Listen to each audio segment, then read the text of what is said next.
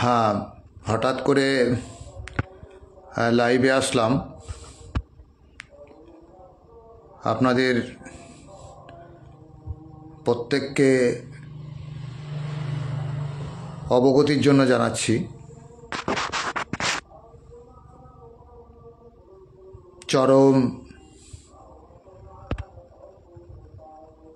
বিপর্যয়ের সম্মুখীন পার্শ্ব শিক্ষকরা। এই অবস্থায় আপনাদেরকে কতকগুলো বিষয় আমাদের তরফ থেকে জানাতে আমরা বাধ্য হচ্ছি। সারা পশ্চিমবঙ্গের পার্শ্ব শিক্ষকদেরকে বলবো যে আপনারা প্রত্যেকে, আমি দল মত ধর্ম বর্ণ নির্বিশেষে প্রত্যেকের কাছে আকুল আবেদন করব, যিনি আমাকে বা আমাদেরকে বা কাউকে হিরো বলছেন, জিরো বলছেন, যাই বলুন না কেন, আমি আপনাদের কাছে করজোড়ে অনুরোধ করব, আমার জন্য অনুরোধ করব যে আপনারা আর ঘুমিয়ে থাকবেন না। এবারে আসুন, আমরা 20 বছর 22টা বছর ধরে আমাদের জীবনের মূল্যবান সময়টা অতিবাহিত করে শিক্ষার মতো একটা মহান পেশাকে আমরা গ্রহণ করে আমরা আজ ক্ষুধার্ত। আমরা যাকে ভাবতাম মানবিক, আজকে তার মনুষ্যত্ব, মূল্যবোধ, বিবেক আছে কিনা সেটাই প্রশ্নচিহ্ন দাঁড়িয়ে গেছে। যাদের দৌলতে পশ্চিমবঙ্গ আজকে স্কুল ছুট বিহীন, যাদের কর্মকাণ্ডে স্কুলগুলোকে পশ্চিমবঙ্গের থলিতে পুরস্কার এনে দিচ্ছে, দেশে অভ্যন্তরে এবং বিদেশের মাটি থেকে, তাদেরকে লাঞ্ছিত হতে হচ্ছে। আমরা অবাঞ্ছিত।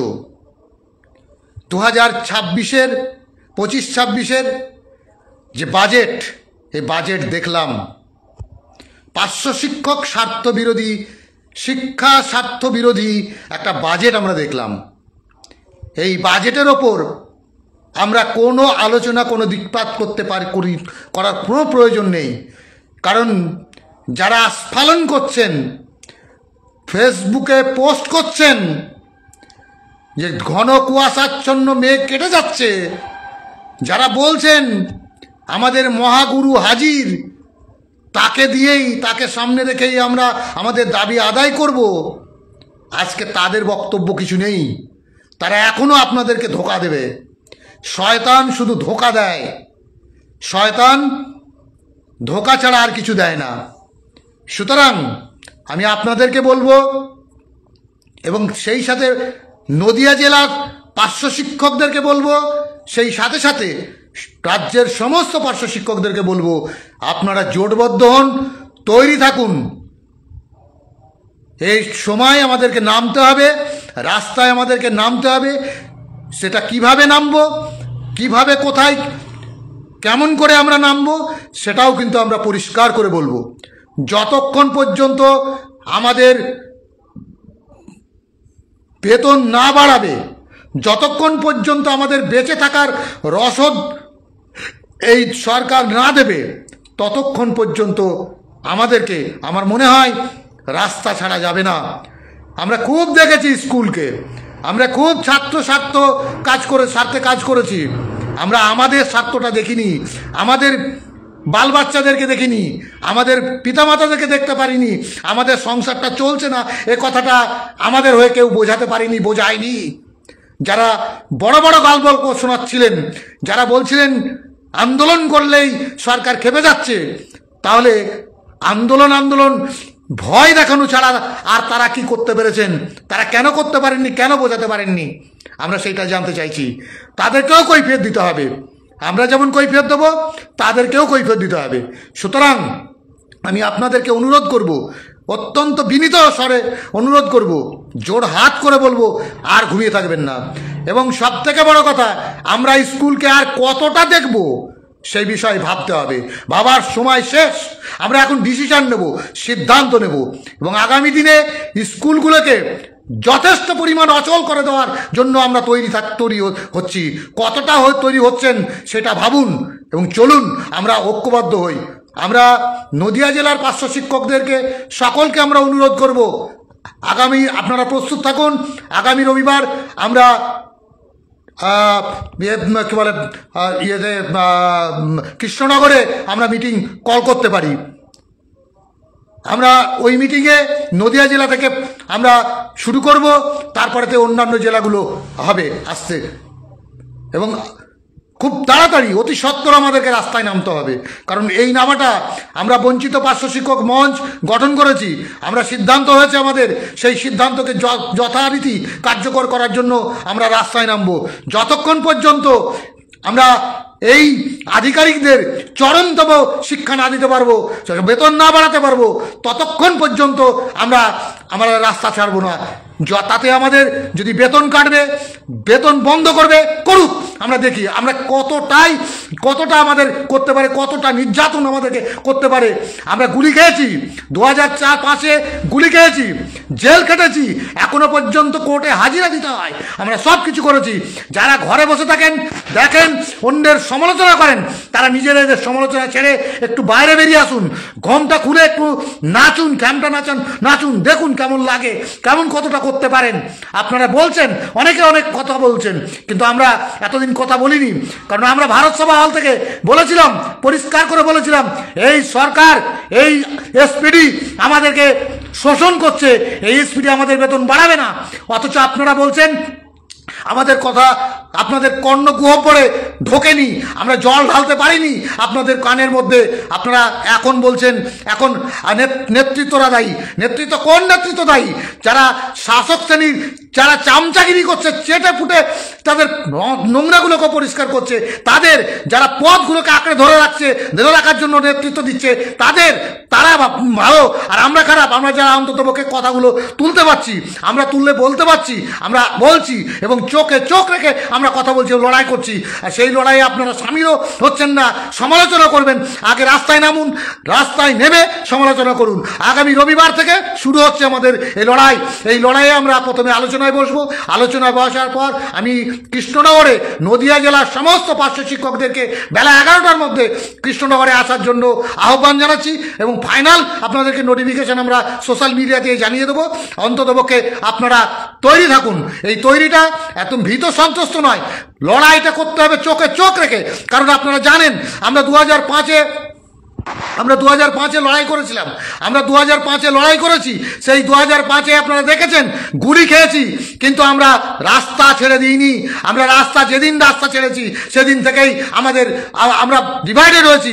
যেদিন থেকে আমরা ডিভাইডেড হয়েছি সেদিন থেকে আমাদেরকে শোষণ করতে শুরু করেছে। 2011 থেকে 2018 পর্যন্ত এই সরকার, এই এসপিডি শোষণ করেছে, আবার আর একটা শোষণ করবে। যখনই আমরা রাস্তায় নামবো তখনই ওই চামচাগুলো বলবে যে এরা রাস্তায় নেমেছে, আর হবে না। আর আদৌ আন্দোলন ছাড়া কোনো পথ নেই, আদৌ আন্দোলন ছাড়া কোনো রকম চেটে ফুটে হবে না। একদম পরিষ্কার করে বলছি, কোনো রকম চেটে ফুটে হবে না। আপনারা আসুন, সকলে ঐক্যবদ্ধভাবে আসুন। আমরা আর পাচ্ছি না, আমাদের সংসারটা চলছে না। এই সংসার চলছে না করে আমরা শুধু কান্নাই কানবো, আমরা শুধু আত্মহত্যাই করবো, না। রাজপথে আমরা প্রয়োজনে আমরা সমন্বিতভাবে আমরা আত্মহত্যা করব। আমরা সকলে মিলে একসঙ্গে আমাদের প্রাণ ঠেলে দেবো রাস্তায়, রাজপথে। দেখি ওদের কত গুলি আছে, কত গুলি করতে পারে, আমরা তাই দেখবো। সুতরাং আপনারা অন্ততপক্ষে এই ভিডিওটি, এই ফেসবুক লাইভটি আপনারা শেয়ার করবেন এবং সর্বস্তরে সবাইকে পাঠিয়ে দেবেন। আমরা বলতে চাইছি পরিষ্কার যে আমরা যতক্ষণ আমাদের বেতন না বাড়বে, একটা কত বড় অমানবিক না হলে এমনটা করা যায় না যে যারা অন্ততপক্ষে খেতে পাচ্ছে না, যাদের সংসারটা চলছে না, 10,000 টাকায় 12,000 টাকায় সংসার চলে, জিজ্ঞাসা করি, ওই মুখ্যমন্ত্রীকে জিজ্ঞাসা করি, তিনি তার আধিকারিক যদি কিছু না জিজ্ঞাসা করেন, না বলেন, ঠিক আছে, কিন্তু কিভাবে সংসারটা চলছে, এই যে এটা ওই ভান্ডার দিলেই কি হবে?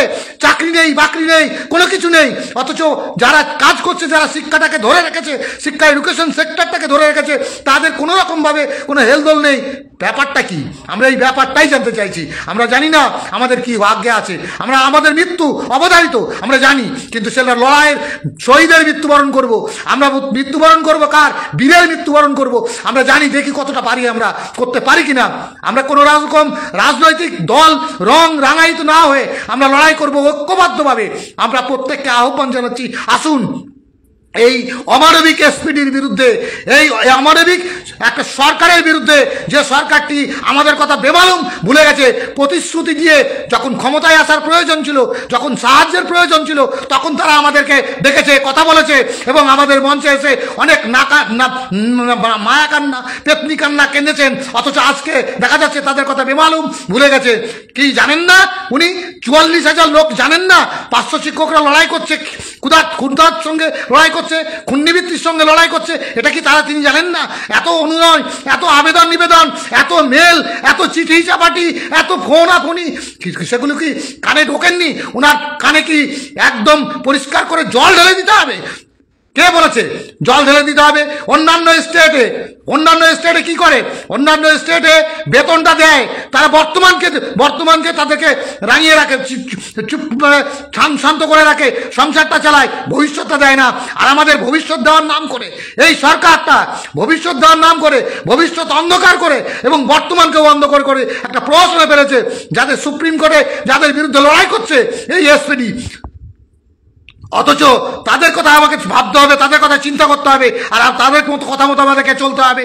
আর জহুজুর করতে হবে।